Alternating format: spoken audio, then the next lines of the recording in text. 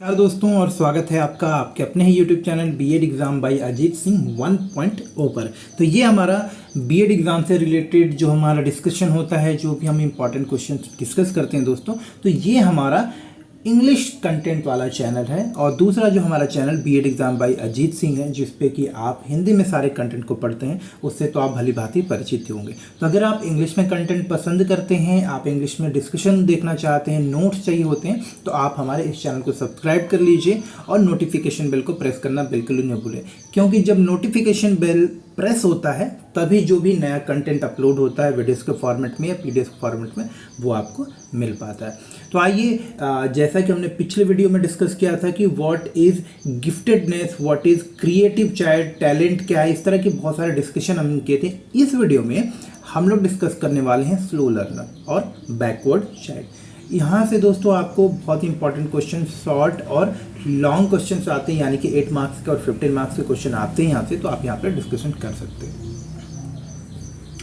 तो दोस्तों अगर बात करते हैं यहाँ पर बैकवर्ड चाइल्ड, जिनको कि हम लोग स्लो लर्नर भी कहते हैं, ध्यान रखिएगा कि बैकवर्ड चाइल्ड जिसे कि हम लोग स्लो लर्नर भी कहते हैं। बैकवर्ड का भी मतलब होता है कि जो पढ़ने की जो प्रोसेस होती है, एजुकेशनल प्रोसेस, उसकी जो स्पीड होती है, उसमें जो पीछे रह गया, बैक रह गया, उसे हम बैकवर्ड चाइल्ड कहते हैं।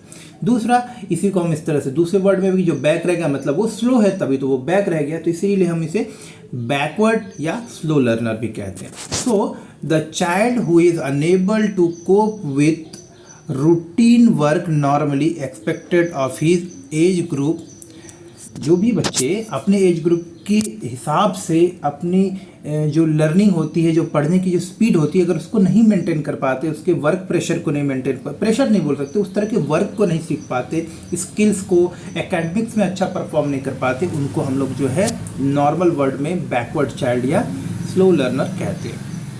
यहाँ पे देखेंगे the slow learner, so the rate of learning is the basis for identifying the slow learner. He finds it, यानी कि एक slow learner, a slow learner finds it difficult to keep pace with normal child in his or her school work. तो देखिए यहाँ पे important चीज़ यही समझने की नॉर्मल चाइल्ड आपका अगर है, अगर उसके कंपैरिजन में कोई भी एक ऐसा चिल्ड्रन है, कोई भी एक ऐसा स्टूडेंट है जो उसी के क्लासरूम में और जो नॉर्मल बच्चे उसकी तरह परफॉर्म नहीं कर पा रहा, चीज़ों को उसकी तरह से लर्न नहीं कर पा रहा, स्किल को इम्प्रूव नहीं कर पा रहा, उसके एकेडमिक डेवलपमेंट नहीं है, तो उसे हम जो है स्लो लर्नर कहेंगे। सपोज अगर क्लास 2 में हम किसी बच्चे को 2+2 पढ़ाते हैं और वो 4 करना जानता है, 2+3 देते हैं वो 5 करना जानता है, तो जो नॉर्मल चाइल्ड होगा उसे हम अगली बार में 3+1 करने को देंगे तो वो 4 कर लेगा, क्योंकि उसको प्रोसेस समझ में आ गया है, उसको मैथमेटिकल ऑपरेशन जो एडिशन का होता है वो समझ में आ गया। लेकिन एक स्लो लर्नर या एक बैकवर्ड चाइल्ड होगा, शायद 2-3 एग्जाम्पल्स में वो नहीं समझ पाएगा, तो अगली बार जब आप 1+3 भी दोगे तो हो सकता है वो वहाँ पर 3 लिख दे या 1 लिख दे या कुछ भी ना लिखे या 13 लिख दे, मतलब कुछ भी हो सकता है, क्योंकि उसको सीखने में टाइम लगता है, उसको कई बार चीज़ें सिखानी पड़ती। हो सकता है जो नॉर्मल मेथड है जिससे हम उसको सिखाने का प्रयास कर रहे हैं, जिस नॉर्मल मेथड से हम उसको एडिशन के ऑपरेशंस को सिखाने की कोशिश करें, वो नहीं सीख पाए। तो याद रखिएगा एकेडमिक बेसिस जो है, यानी कि एकेडमिक जो परफॉर्मेंस होता है कैंडिडेट्स का, स्टूडेंट्स का, उसको बेसिस बना के हम किसी स्टूडेंट को जो है स्लो लर्नर या बैकवर्ड लर्नर कह सकते हैं। आगे बढ़ते हैं, कुछ कैरेक्टरिस्टिक्स देखते हैं दोस्तों। So some of the major characteristics of the slow learner are they have limited cognitive capacity. Limited cognitive capacity, मगर इसका मतलब ये नहीं होता है कि ये कभी भी चीज़ों को नहीं सीख सकते, but normally 90% of the cases में क्या होता है कि इनकी जो लर्निंग कैपेसिटी होती है, खास तौर पे कॉग्निटिव डेवलपमेंट, यानी कि जो लर्निंग का प्रोसेस होता है, जो सीखने का प्रोसेस होता है, टीचिंग लर्निंग से जो बेनिफिट मिलता है, वो इन बच्चों को इतना नहीं मिल पाता जितना कि एक नॉर्मल चाइल्ड को। तो इनकी जो लर्निंग कैपेसिटी होती है, कॉग्निटिव डेवलपमेंट ही होता है, उसकी जो रेंज होती है या हम बोल सकते हैं जो लर्निंग कैपेसिटी होती है वो लिमिटेड होती है। लिमिटेड का मतलब वो बहुत ज़्यादा जल्दी नहीं सीख पाते या नॉर्मल स्टूडेंट की तरह सेम स्पीड से नहीं सीख पाते। दूसरा, for them rational thinking is impossible. तो मोस्ट ऑफ द केसेस में, ज़्यादातर केसेस में आप देखेंगे कि ये बच्चे आउट ऑफ बॉक्स, कुछ इनोवेटिव, कुछ क्रिएटिव, जैसे अगर हम बोलते हैं कि वहाँ से कोई सामान उठा कर ले आओ, बाजार से जाकर 5 रुपए वाली पार्ले जी बिस्किट लेकर आओ, तो ये जो बच्चा होगा ये जाएगा वहाँ पर और सिर्फ पार्ले जी बिस्किट ही मांगेगा। इसके कंपैरिजन में वो कोई दूसरी 5 रुपए वाली बिस्किट की डिमांड नहीं करेगा दुकानदार से। तो रीज़न क्या है?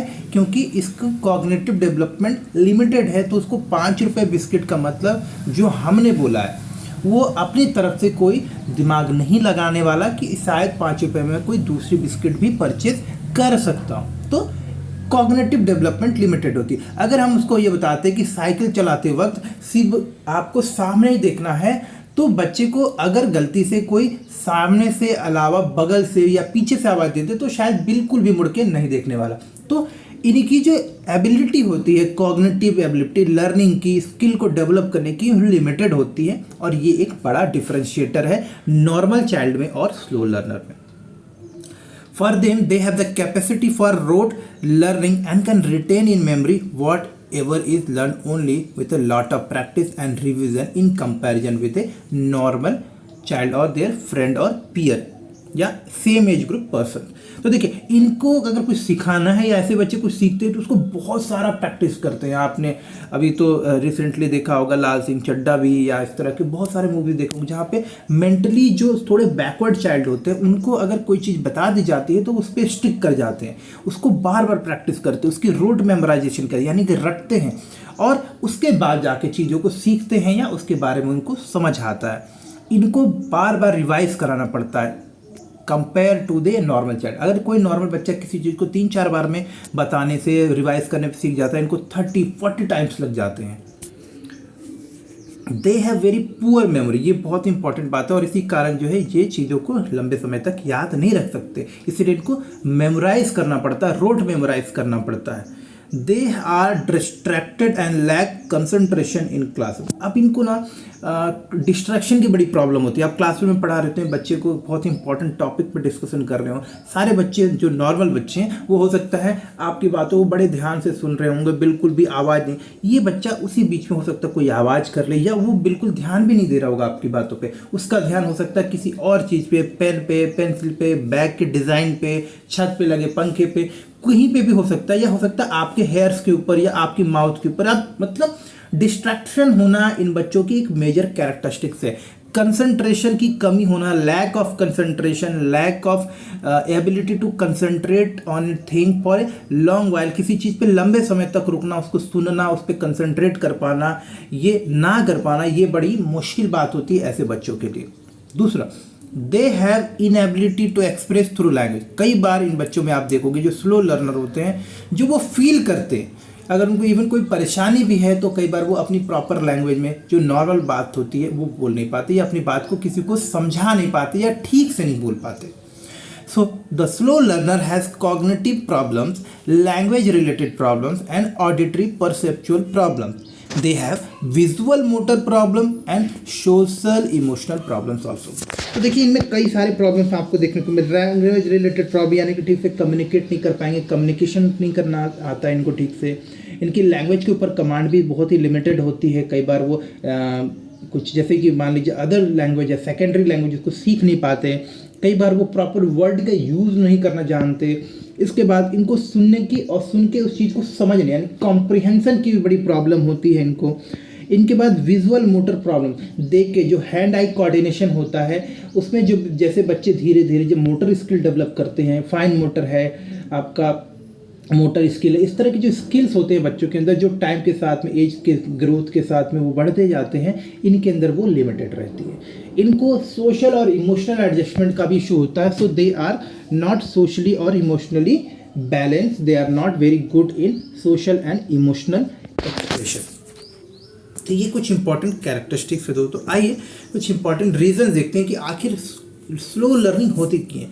सो कॉजेस ऑफ स्लो लर्निंग यहाँ पे समझें तो learning disabled children can be classified on a basis of, तो पहले इनका क्लासिफिकेशन देख लेते हैं फिर उनका कॉजेस भी समझ लेंगे, या फिर यही कॉजेस भी हैं, ये इन्हीं बेसिस पे इनको क्लासिफाई भी कर पाते हैं। तो सबसे इम्पॉर्टेंट फैक्टर होता है एजुकेशनल फैक्टर्स, दूसरा होता है इन्वायरमेंटल फैक्टर, साइकोलॉजिकल फैक्टर और फिजियोलॉजिकल फैक्टर्स। ये मेजर टाइप्स है, इसके अंदर भी आप बहुत सारे सब टाइप्स को लिख सकते हैं, आप इसको और डिफ्रेंशिएट कर सकते हैं।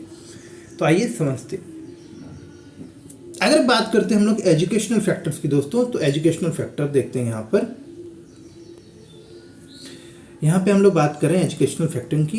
So the learning disability can be cause by inadequate inappropriate teaching technique, unskilled and inefficient train teacher, too high और low teachers expectation towards children and inappropriate material and curriculum. देखिए इसमें सारी चीज़ें आ गई, आप इनको सब कंपोनेंट में इस तरह ब्रेक कर सकते हैं कि प्रॉपर करिकुलम ना होना, प्रॉपर टीचिंग एड्स की नॉलेज या प्रॉपर ट्रेनिंग ना होना, ये भी एक चीज़ है। टीचर नॉर्मल बच्चे की तरह ही एक जो आपके स्लो लर्नर होते हैं उनसे भी एक्सपेक्ट करते हैं, वो चाहते हैं कि नॉर्मल बच्चे की तरह वो टीचिंग करें, लेकिन उनका जो स्लो लर्नर है उसका परफॉर्मेंस भी जो है आपके नॉर्मल बच्चे की तरह, जो कि टोटली रॉन्ग है, 100% रॉन्ग है। अगर बच्चा स्लो लर्नर है, एक बच्चा नॉर्मल नहीं है, एक्सेप्शनल है, तो उसकी टीचिंग रिक्वायरमेंट्स भी, उसकी एजुकेशनल रिक्वायरमेंट्स भी अलग होती हैं। तो एजुकेशनल फैक्टर, जो एजुकेशनल एनवायरनमेंट होता है, एजुकेशनल सपोर्ट जो होता है टीचर का, स्कूल का, फैमिली का, टेक्स्ट बुक का, सिलेबस में क्या चीज़ें किस तरह से दी गई हैं, इंफ्रास्ट्रक्चर जो स्कूल में अवेलेबल, ऐसी बहुत सारी चीज़ें। साथ ही साथ एक स्पेशलाइज्ड टीचर जो कि स्लो लर्नर, एक्सेप्शनल चिल्ड्रंस को डील करने में, उनकी प्रॉब्लम के साथ में एम्पैथी रखता हो, बच्चों को समझता हो, उनकी रिक्वायरमेंट को समझ के अपने टीचिंग मेथड में एडजस्टमेंट करता हो। इस तरह के टीचर्स की जो कमी होती है हमारे स्कूलों में, इसकी वजह से भी स्लो लर्नर्स जो है धीरे धीरे और ज़्यादा स्लो लर्नर्स में डेवलप होते चले जाते हैं। तो एजुकेशनल फैक्टर बड़ा ही इंपॉर्टेंट है, यहाँ पर आप इन चीज़ों को और एक्सप्लेन कर सकते हैं। आगे देखेंगे साइकोलॉजिकल, यहाँ पे देखिएगा, सॉरी माफ़ करिएगा, फिजियोलॉजिकल, यहाँ पे साइकोलॉजिकल, माफ़ करिएगा, psychological factor. So the factor that will cause learning disability under this will include perception and lack of conceptualisation, unhealthy classroom climate and lack of scholastic motivation. देखिए ये ध्यान रखिएगा, साइकोलॉजिकल का मतलब जो society, friend, family, emotion, behaviour, इन सारे terms को मिला के साइकोलॉजी बनती है। एक जो व्यूज़ होता है उसको मिलाकर साइकोलॉजी बनती है कि हम क्या सोचते हैं, किस तरह से लोग साथ में बिहेव करते हैं। तो कई बार क्लासरूम का इन्वायरमेंट, टीचर्स का इन्वायरमेंट भी, टीचर का जो बिहेवियर होता है, जो स्लो लर्नर्स होते हैं या फिर जो बच्चे पढ़ने में थोड़े प्रॉपर नहीं है, उनका इम्प्रूवमेंट अच्छा नहीं, टीचर भी धीरे धीरे उनके ऊपर कम ध्यान देता है, क्योंकि उनको पहले से लगता है, उनके दिमाग में एक बायस्ड जजमेंट आ जाता है, उनके दिमाग में इस बात का, आप इस तरह से बोल सकते हो कि इनको ऐसा लगने लगता है कि ये तो कुछ करने ही वाले नहीं हैं, इनका कुछ नहीं हो सकता, तो इनके ऊपर फोकस क्यों किया जाए। तो इस तरह के जो प्री जजमेंट या बोल सकते हैं हम काफ़ी जजमेंटल हो जाते हैं, ऐसे बच्चों को लेकर हमारा एक परसेप्शन बन जाता है, एक व्यू पॉइंट बन जाता है। और हम फिर क्लासरूम में भी देखिए कई बार जो है उनके जो बच्चे होते हैं, नॉर्मल बच्चे होते हैं, वो अपने से बैकवर्ड चाइल्ड की मजाक उड़ाते हैं, उनका बुलिंग करते हैं, उनको परेशान करते हैं। तो इस तरह के इन्वायरमेंट पे भी बच्चा जो है ज़्यादा फोकस जो है उसका इस तरह की प्रॉब्लम्स के ऊपर हो जाता है, ना कि वो फिर फोकस कर पाता है पढ़ाई के ऊपर। तो पहले तो वो खुद भी डिस्टर्ब है, उसके बाद अगर क्लासरूम का भी जो वातावरण, क्लासरूम का जो इन्वायरमेंट है, अगर वो कंडक्टिव ना हो, सपोर्टिव ना हो, मोटिवेटिंग ना हो, बच्चे को ऐसा फील ना हो कि यार स्कूल आने से मुझे फ़ायदा मिल रहा है या स्कूल आने में उसे मज़ा आ रहा है, तो स्कूल आएगा नहीं, धीरे धीरे उसका एजुकेशन से भी इंटरेस्ट हटने लगेगा। तो जो साइकोलॉजिकल फैक्टर होते हैं, यानी कि friends, family, school teacher, school management, इन सब का जो बिहेवियर होता है, इन सब का जो सपोर्ट होता है, इन सब का जो एटीट्यूड होता है स्लो लर्नर्स के तरफ, ये एक बहुत ही बड़ा फैक्टर होता है। और अगर ये नेगेटिव हो तो ऐसे बच्चों को काफ़ी प्रॉब्लम होती है चीज़ों को सीखने में। तो साइकोलॉजिकल फैक्टर भी स्लो लर्नर्स को काफ़ी जो है इम्पैक्ट करता है, और साइकोलॉजिकल फैक्टर्स की वजह से भी बच्चे जो है स्लो लर्नर में कन्वर्ट होते चले जाते हैं। इसके बाद में इन्वायरमेंटल फैक्टर। देखिए दोस्तों, इन्वायरमेंटल फैक्टर भी यहाँ पे समझने की जरूरत है। दो causative factor under which this will include unstimulating environment at home, language deprivation in the environment, language plays a crucial role in environment. देखिए अभी इन्वायरमेंटल फैक्टर का मतलब वही मैंने बताया कि आप किस बैकग्राउंड से, घर में अच्छा माहौल नहीं है, घर में आपको पढ़ने का मौका नहीं, कोई मोटिवेट नहीं कर रहा, आप किसी चीज़ में प्रॉब्लम फेस कर रहे हैं, कोई आपको सपोर्ट नहीं कर रहा, टीचर भी बायस्ड है, ज़्यादा आपके ऊपर ध्यान नहीं देता, आपके फ्रेंड्स भी आपके ऊपर मजाक उड़ाते हैं, आपको सपोर्ट नहीं करते हैं। दूसरा, लैंग्वेज को लेकर आप जो है काफ़ी कंफ्यूज है, लैंग्वेज में आपकी कमांड नहीं है, अच्छे से फ्लुएंट लैंग्वेज आप यूज़ नहीं कर पाते हैं, लैंग्वेज में आपको चीज़ों को अंडरस्टैंड करने में, दूसरी लैंग्वेज में चीज़ों को कंफर्म करने में, समझने में आपको दिक्कत होती है। ऐसी बहुत सारी चीज़ें जो हैं आपको देखेंगे कि आपके आसपास के इन्वायरमेंट में लैंग्वेज रिलेटेड ऐसी होती हैं, व्यूज़ पॉइंट रिलेटेड ऐसी होती हैं जो कि आपको जो है ठीक से सीखने और समझने में प्रॉब्लम क्रिएट करती है, यानी कि स्लो लर्नर्स के लिए ये एक बहुत ही बड़ा इशू होता है। इसके बाद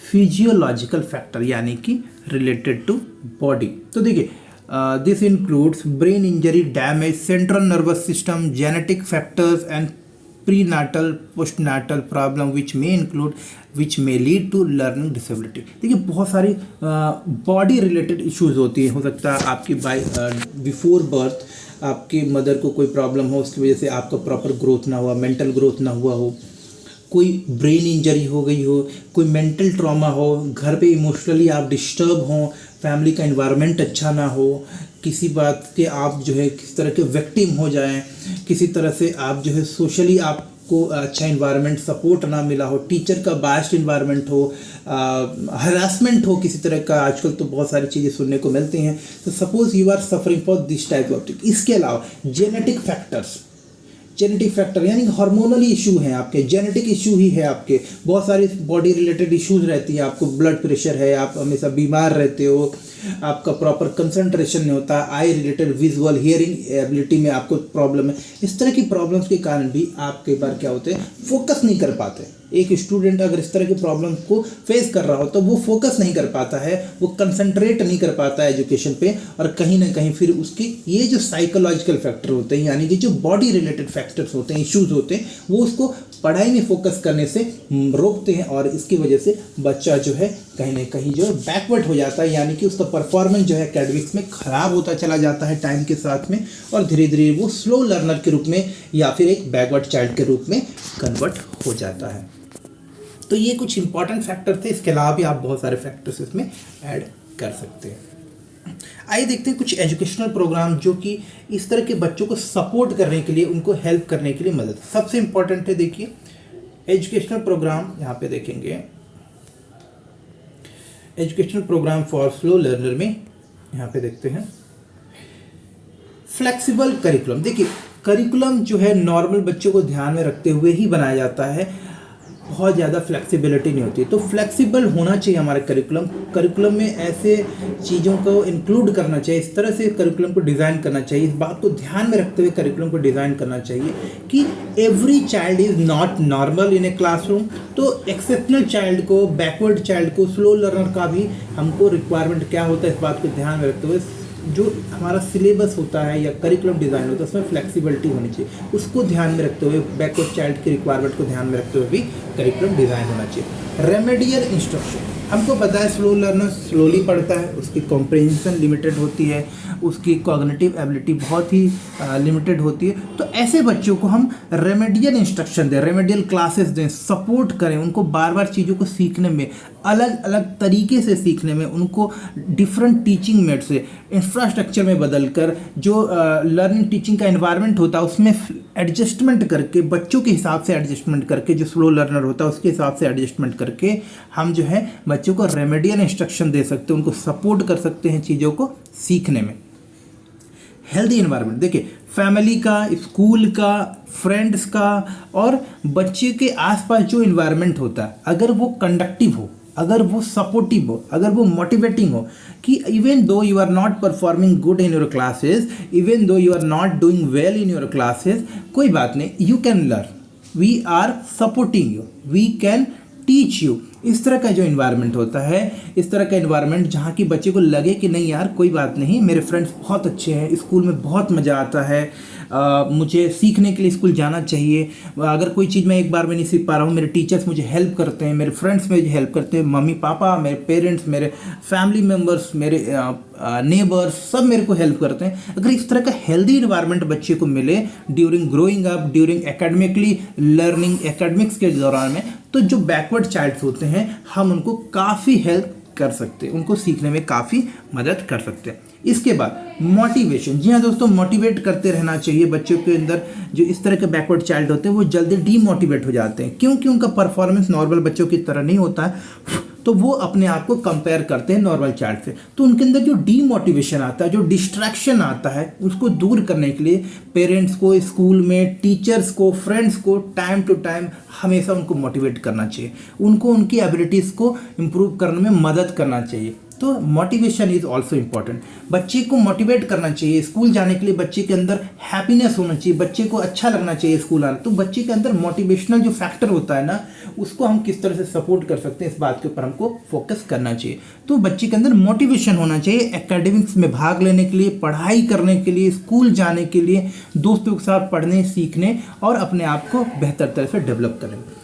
इंडिविजुअल अटेंशन, देखिए बच्चे को खुद भी अपने ऊपर ध्यान रखना, और हम लोगों को, टीचर को, फैमिली मेम्बर्स को भी स्पेशली ऐसे बच्चों पर इंडिविजुअली फोकस करना चाहिए, ध्यान रखना चाहिए। उनकी ग्रोथ को हम लोग को रिकॉर्ड करते रहना चाहिए, मेज़र करते रहना चाहिए, और कुछ डिफरेंसेस हो, कुछ नया हम कर सकते हैं उनके लिए तो करना चाहिए।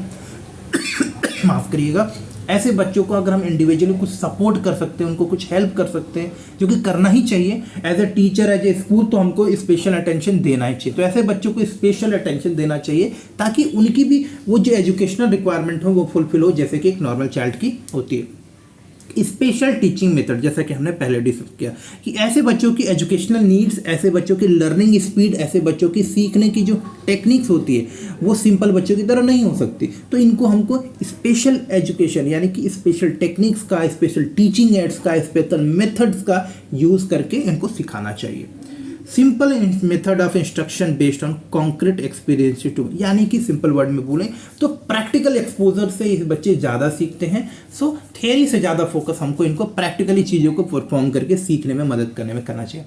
Verbal instruction should be limited, क्योंकि देखिए इनका डिस्ट्रैक्शन लेवल हाई होता है, ये कंसंट्रेट नहीं कर पाते, ये नॉर्मल बच्चे की तरह चीज़ों को तुरंत ग्रास्प नहीं कर पाते। तो हम समझ सकते हैं कि we should avoid giving them maximum verbal instruction. तो हमें इनको वर्बल इंस्ट्रक्शन कम और theoretical knowledge, theoretical practical exposure ज़्यादा देना चाहिए, जिससे कि चीज़ों को ये करके, विजुअलाइज करके, चीज़ों को टच करके, फील करके चीज़ों को समझ सकें। तो इस बात का हमको ध्यान रखना चाहिए। ऑडियो विजुअल एड्स का यूज़ करना चाहिए। देखिए दोस्तों यहाँ पे बहुत अच्छी बात है कि ऑडियो विजुअल, जिसको देख कर सीख कर, हम लोग ने एडगर डेल कॉन्सेप्ट पढ़ा है, तो आपने देखा होगा कि ऑडियो विजुअल्स का बहुत इम्पैक्ट रहता है। तो टीचिंग एड्स में ऑडियो विजुअल का बहुत इम्पैक्ट होता है, तो ऑडियो विजुअल का हम लोग यूज़ करना चाहिए। Project method of teaching, project दें, ग्रुप का हिस्सा बनाएं ऐसे स्टूडेंट को, ऐसे बच्चों को कुछ काम असाइन करें, उनको हेल्प करें, ऐसे बच्चों को किसी प्रोजेक्ट के साथ किसी ग्रुप का मेंबर बनाएं, जिससे कि वो और लोगों के साथ में लर्निंग करें। तो इस तरह के एनवायरनमेंट जो है, क्रिएटिव एनवायरनमेंट, पार्टिसिपेटिंग एनवायरनमेंट, को लर्निंग एनवायरनमेंट, जहाँ की बच्चे का होलिस्टिक डेवलपमेंट हो सके, उसके अंदर टीम की भी स्पिरिट आए, उसके अंदर लीडरशिप की क्वालिटी आए, टीम के साथ शेयरिंग की क्वालिटी आए, अपनी रिस्पॉन्सिबिलिटी लेने की क्वालिटी आए। इस तरह की एक्टिविटीज़ करके हम स्लो लर्नर को एक नॉर्मल बच्चे की तरह मोटिवेट कर सकते हैं, उसको परफॉर्म करने के लिए उसको हम लोग रेडी भी कर सकते हैं। ऐसे बच्चों के होमवर्क और जो भी पर्सनल प्रोग्रेस होती है उसका मेंटेनेंस कार्ड हमको हमेशा देखते रहना चाहिए। We should maintain a progress card of such students health as well as their academic progress. तो ये कुछ चीज़ें जो होंगी हमको ध्यान रखनी है फॉर बैकवर्ड चाइल्ड। उम्मीद करता हूँ दोस्तों आप ऐसे स्टूडेंट्स को, ऐसे चाइल्ड्स को आप समझ गए होंगे। इसमें हम और लॉन्ग आंसर टाइप क्वेश्चन भी आगे चल के देखेंगे, बट फिलहाल के लिए अभी इतना ही। नेक्स्ट वीडियो में हम यहाँ पे डिस्कस करने वाले हैं फिजिकली हैंडीकैप्ड चिल्ड्रंस के बारे में।